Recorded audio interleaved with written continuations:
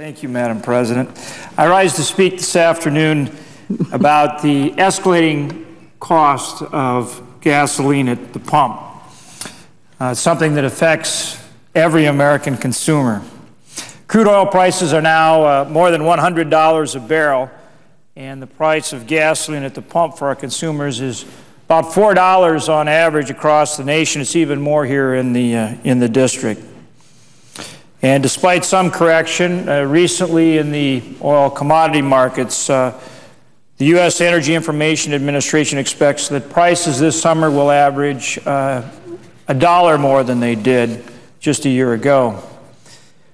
Now, gasoline price spikes like this are a form of stealth inflation eating away at the income of American families, impacting our economic growth and deepening the hardship to the almost 14 million people that we have who are still looking for work.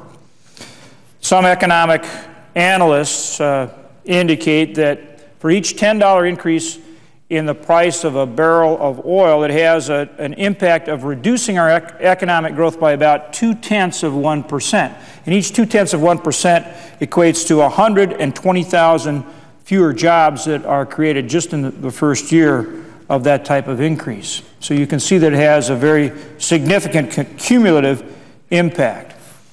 Imported oil also greatly affects detrimentally our balance of trade, and last year alone contributed $265 billion to trade imbalance for our nation.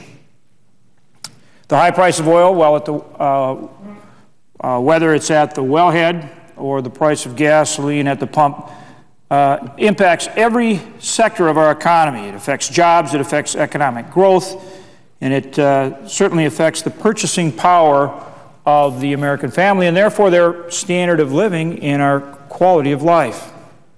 So what do we do? Well, the fact is, oil prices are subject to the same laws of supply and demand as other commodities. When we increase the supply, that helps bring prices down. When we reduce demand, that helps bring prices down. And of course, just the reverse is true as well. When we have less supply or more demand, that tends to push the price higher. And so clearly, we need to do all we can to produce more energy in this country, and certainly we need to produce more domestic fuel, more domestic oil and gas. Now, I don't know how many people realize it, but over the last few years, over the last approximately 5 years, oil imports into this country have actually been going down. And that's why I've brought this chart along, which was prepared by the Congressional Research Service. As you can see from the chart, from about 1985 to 2005, we increased our imports to a total by 2005 of 12.4 million barrels a day. 12.4 million barrels a day of imported oil, approximately 60% of the total oil that we consumed in 2005. However, since 2005, things have begun to change. We've made progress. We've made progress both because we are producing more oil and gas in this country, and also because we're using less. And so you see here from 2005 to 2010, we have actually reduced the amount of oil that we import into this country from about 60% of what we use to less than 50%. And today, about 49% of the fuel that we consume is actually produced in this country. That is a significant reduction. A reduction in our imports of about 3 million barrels a day from 2005.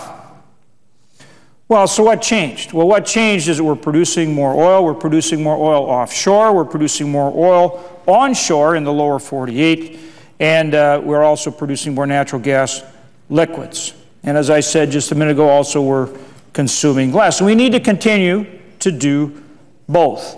In addition to those things, though, we are also increasingly relying on friendly governments for our imports rather than governments that are hostile to our country. For example, last year, we were importing twice as much oil from Canada as we were from Saudi Arabia.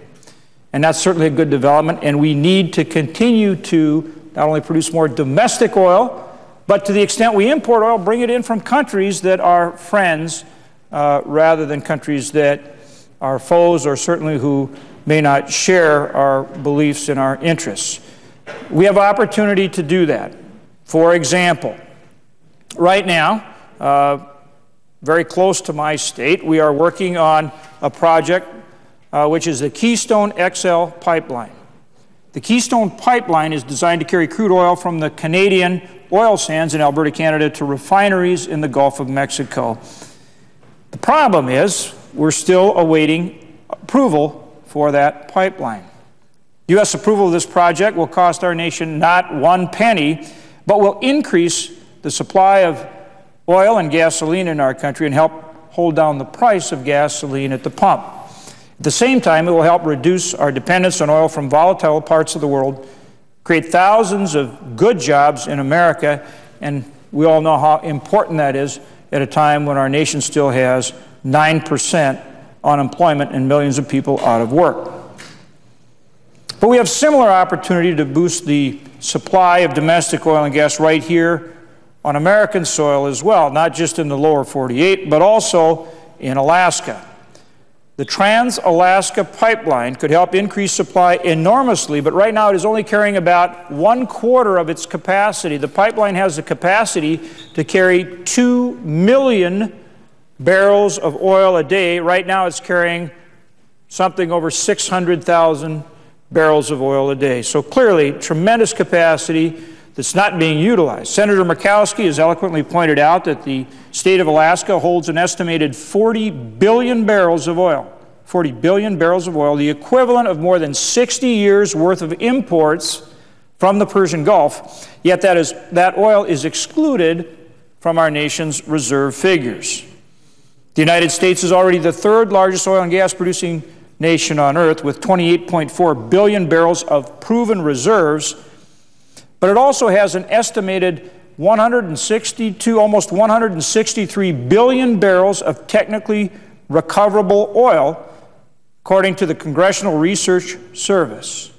Only Russia and Saudi Arabia produce more than our country. So the lesson in all of this is clear. We can and we must increase domestic production of oil and gas in our country. And the record over the past 5 years clearly indicates that we can do it. As a matter of fact, we're on our way to do it, and we can do much, much more.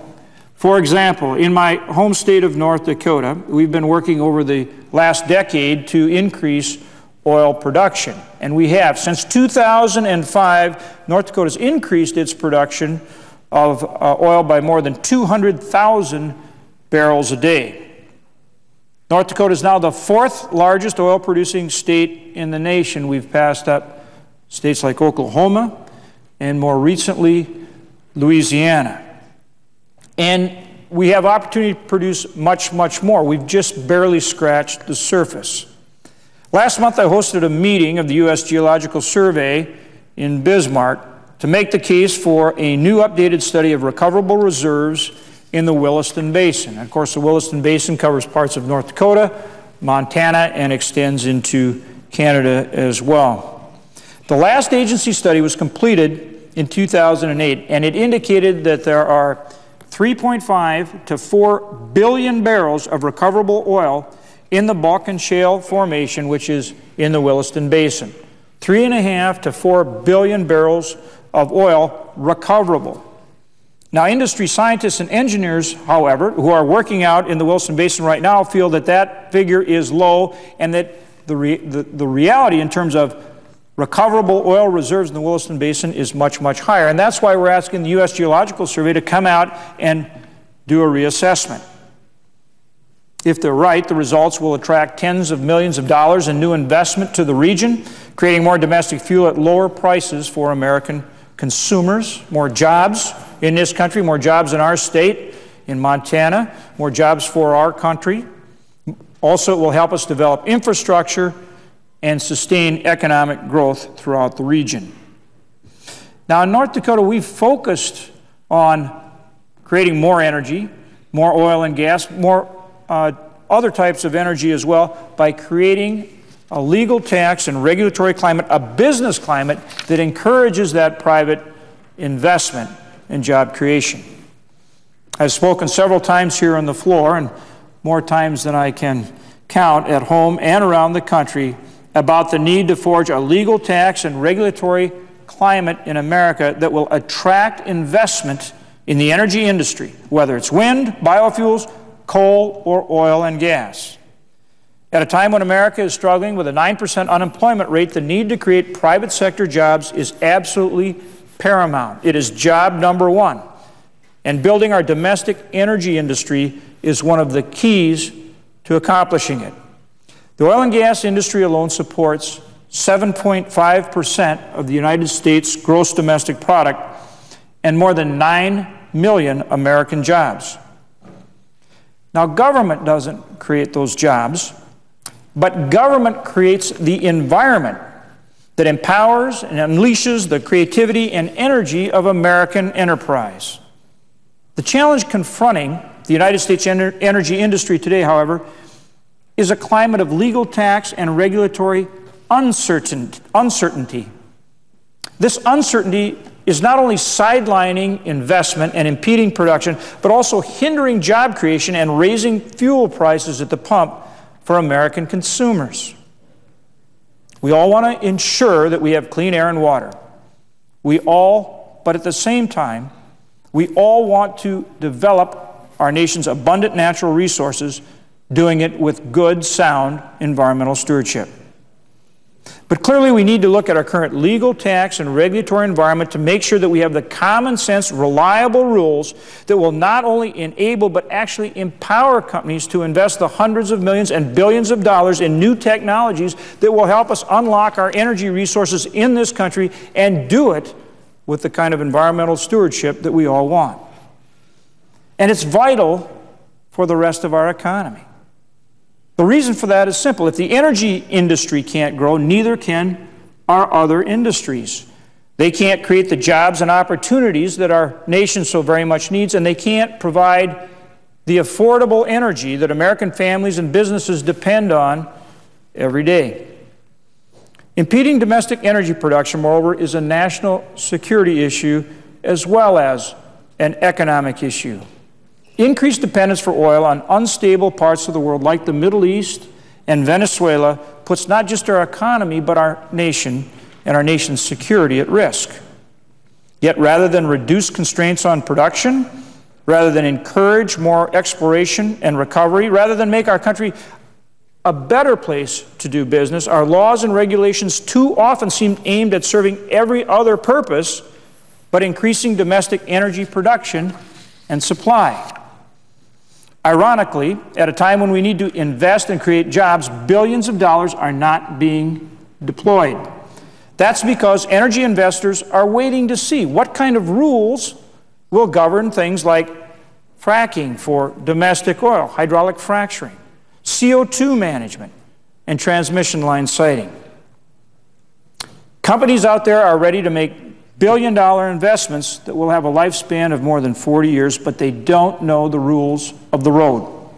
And by certainty, I don't mean more restrictive rules and regulations. I mean common sense rules of the road that won't change arbitrarily or according to political crosswinds. A number of us in the Senate, on both sides of the aisle, are already working on common sense initiatives to ensure that Congress, rather than government agencies, establish those rules. I've already spoken about some of those here on the floor. Today I'd like to talk about another one. Today I want to discuss, for just a short period, another piece of legislation that I believe will help reduce the price of fuel at the pump, not by increasing production, but simply by applying good judgment to the rules that govern distribution of gasoline in the United States. Senator Roy Blunt, myself, and a number of other U.S. senators are promoting a bill called the Boutique Fuel Reduction Act of 2011. This legislation would simplify the nation's fuel standards and make more fuel available to American consumers. It would give the administrator of the Environmental Protection Agency, the EPA, the flexibility to waive certain agency requirements pertaining to the use of specific or boutique fuels, specialty fuels, when extreme or unusual distribution problems are limiting supply. Currently, the increased use of different types of fuel for different parts of the country is causing artificial shortages in some retail markets and consequently higher prices at the pump for our motorists. A service station in one city that runs out of fuel may not be able to use a certain blend of gasoline available just 50 miles away because it's not approved by the EPA for use in that location. Unfortunately, under current law, the EPA can waive the requirements only during a natural disaster, not to meet shortages or price spikes like we have today. The law that we're sponsoring would change that.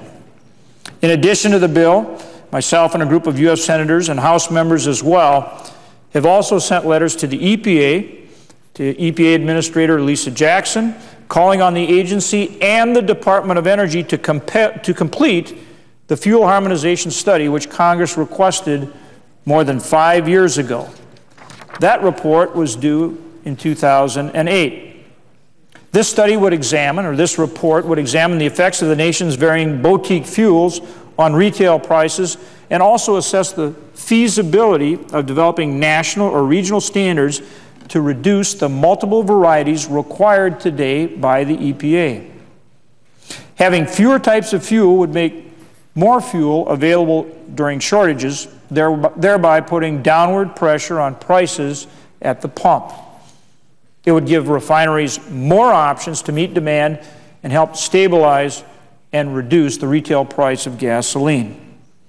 And we expect that EPA and the Department of Energy to follow through on the congressional intent that was outlined in the 2005 law and conduct and complete that study as soon as possible, which correlates closely with the legislation that we're sponsoring.